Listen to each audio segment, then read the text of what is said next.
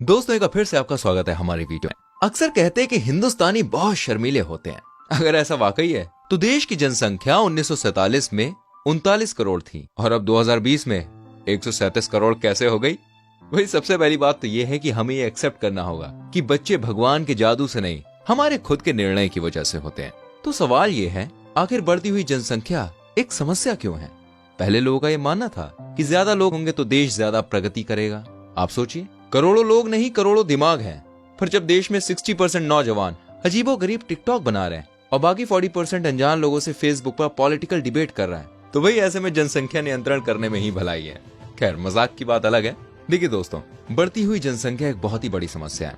ये वीडियो काफी इंपॉर्टेंट है, इसे एंड तक देखिएगा। देखिए, हमारे नेचुरल रिसोर्सेज काफी लिमिटेड हैं, है ना? पीने के लिए भी हमारे पास लिमिटेड पानी है। हमारी पृथ्वी के 70% हिस्से में पानी है, लेकिन बावजूद इसके पीने का पानी हमारे यहाँ बहुत कम है। वही ऐसा इसलिए है क्योंकि हमारे पास उस 70% का सिर्फ 2.5% पानी पीने लायक है।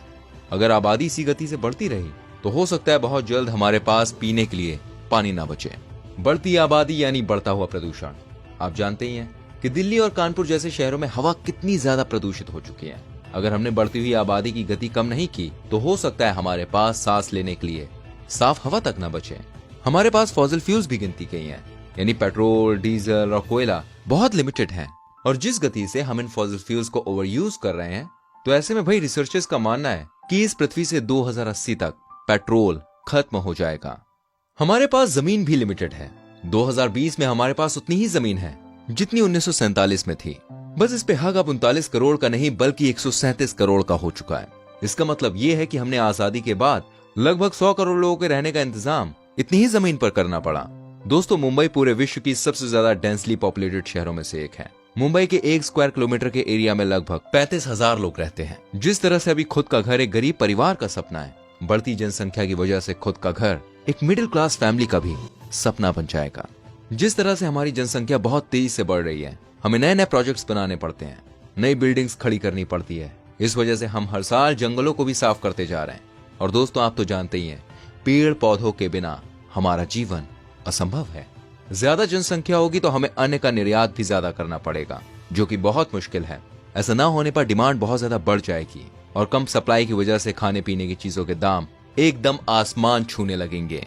साधारण भाषा में इसका मतलब यह है कि अगर जनसंख्या पर नियंत्रण नहीं किया गया तो हम भूखे प्यासे रहेंगे। हमारे पास रहने के लिए कोई जगह नहीं होगी, ना हमारे पास रोजगार होगा, ना ही सांस लेने के लिए साफ हवा, और जो हमारा विश्व गुरु बनने का सपना है वो सपना ही रह जाएगा। अब सबसे इंपॉर्टेंट सवाल यह है कि आबादी बढ़ने के कारण क्या है, क्यों हम इतनी तेजी से बढ़ रहे हैं?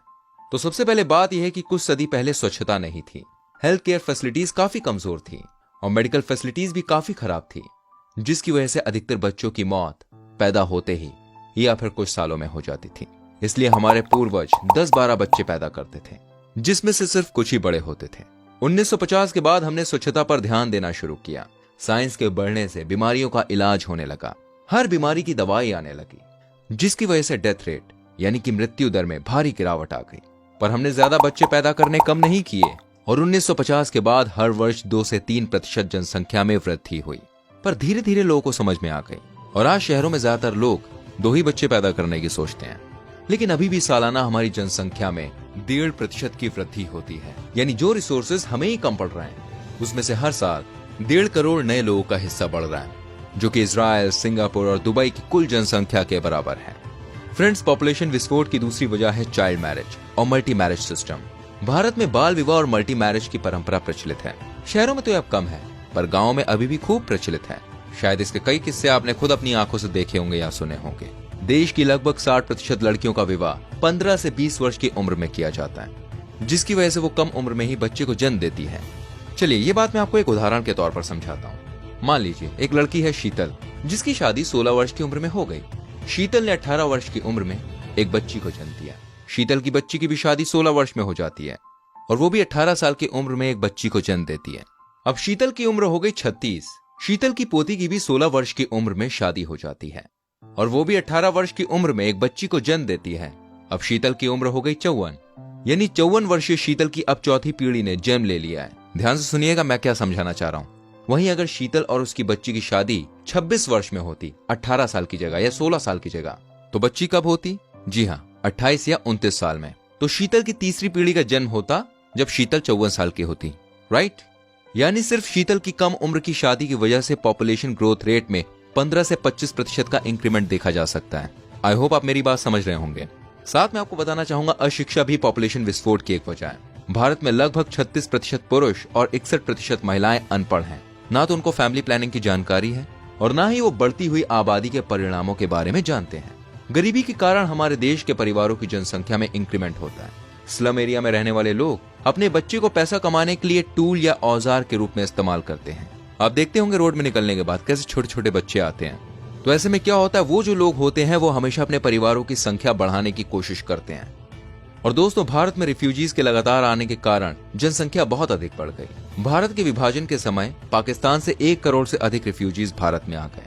1962 में चीन के हमले के समय बड़ी संख्या में तिब्बती रिफ्यूजीज भारत आए थे। इसी तरह 1971 में 1 करोड़ से अधिक बांग्लादेशी रिफ्यूजीज भारत आए और आज भी इनका आना जारी है। इसके अलावा नेपालियों का लगातार आगमन अभी भी जारी है। श्रीलंकाई तमिल समस्या के कारण 5 लाख से अधिक तमिल रिफ्यूजीज भारत आए थे। अधिकतर इन शरणार्थियों के पास ना रोजगार होता है और ना ये पढ़े लिखे होते हैं। इस वजह से 4 से 5 बच्चे पैदा करके देश की एवरेज को बिगाड़ते हैं। इन रिफ्यूजीज की शादी भी जल्द उम्र में हो जाती है। ये सभी जनसंख्या विस्फोट के लिए जिम्मेदार हैं। 2020 में भी जनसंख्या तेजी से बढ़ रही है। इसका कारण यह है कि यहाँ पर लोगों को बच्चा पैदा करने में शर्म नहीं आती, पर बच्चा पैदा होने की प्रक्रिया के बारे में बात करने में बड़ी शर्म आती है, जिसे हम सेक्स एजुकेशन कहते हैं। हमारी एक ये भी सोच है कि हम बुढ़े हो गए तो हमारा सहारा कौन बनेगा, या हमारी संपत्ति और नाम को आगे कौन बढ़ाएगा, है ना। इसे चाहे मजबूरी कह लीजिए या फेक डिमांड, पर इसकी वजह से जनसंख्या विस्फोट हो रही है। अब देखिए, ऐसे में वो सवाल वाकई मैटर करता है कि बढ़ती हुई जनसंख्या को रोकने की क्या उपाय हैं। दोस्तों, जनसंख्या नियंत्रण के लिए एक सख्त कानून की बहुत ज्यादा जरूरत है। 2 बच्चे के लिए सिर्फ जागरूकता अभियान नहीं, एक नियम की जरूरत है जो सारे नागरिक को जागृत कर दे। लोगों को सबसे ज्यादा डर टैक्स और सरकारी सुविधाएं खोने का है। एक डेडलाइन के बाद 2 से अधिक बच्चा करने वाले माँ बाप पर अगर ज्यादा टैक्स लगा दिया जाए और उनसे कुछ सरकारी सुविधाएं छीन ली जाएं, तो हो सकता है जनसंख्या बढ़ोतरी में गिरावट आए। चीन ने एक चाइल्ड पॉलिसी इंप्लीमेंट करी थी और मैं आपको बता दूं, आज चीन की पॉपुलेशन ग्रोथ प्रति वर्ष 0.5% है, जो कि भारत से आधी है। अगला उपाय मेरा फेवरेट उपाय है, इसे हम कहते हैं एडॉप्शन। दोस्तों, हमारे मन में यह बात भर दी गई है कि खून का रिश्ता आखिर खून का ही रिश्ता होता है।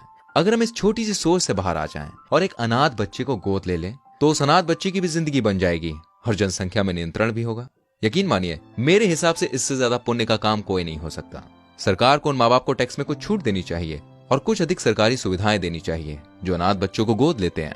दोस्तों, मैं आपको बता दूं, एक रिसर्च से बात पता चली है कि जनसंख्या में वृद्धि का एक अहम कारण है हमारा खुद का समाज। किसी कपल की शादी होते ही वे उन पर बच्चे होने का दबाव डालना शुरू कर देते हैं और सवाल करने लगते हैं, अरे कोई खुशखबरी नहीं है, अब तो 1 साल हो गया, अरे बहुत टाइम हो गया। और जो आम आदमी बेचारा बच्चा ना करना चाह रहा उस पर क्या इल्जाम लगता है, नपुंसकता का, जिसके दबाव में आकर हर कपल को बच्चा करना पड़ता है। हो सकता है किसी की आर्थिक स्थिति सही ना हो, या फिर वो कुछ साल अकेले बिताना चाहता हो। भाई, हम कौन होते हैं कि दूसरों के निजी जीवन में अपनी टांग अड़ाएं, लेकिन लोग कहाँ मानते हैं। कहने को तो बाल विवाह एक गुनाह है, पर आज भी गांव में बाल विवाह काफी कॉमन है। सरकार को इसके खिलाफ सख्त कदम निकालने चाहिए, क्योंकि वो कितना खतरनाक है ये मैं आपको बता चुका हूँ। दोस्तों, सरकार को सेक्स एजुकेशन और फैमिली प्लानिंग के लिए लोगों को जागृत करना चाहिए। अधिक से अधिक लोगों को सामाजिक सुरक्षा योजनाओं के तहत कवर किया जाना चाहिए, ताकि वो इन सुविधाओं के साथ वृद्ध अवस्था, बीमारी, बेरोजगारी आदि की स्थिति में बच्चों पर निर्भर न रहें। इससे इनको अधिक बच्चे करने की इच्छा नहीं होगी। कम जनसंख्या वाले देश में रेवोल्यूशन या बदलाव लाना आसान है। आप देख सकते हैं इजराइल, दुबई, सिंगापुर जैसे देशों को।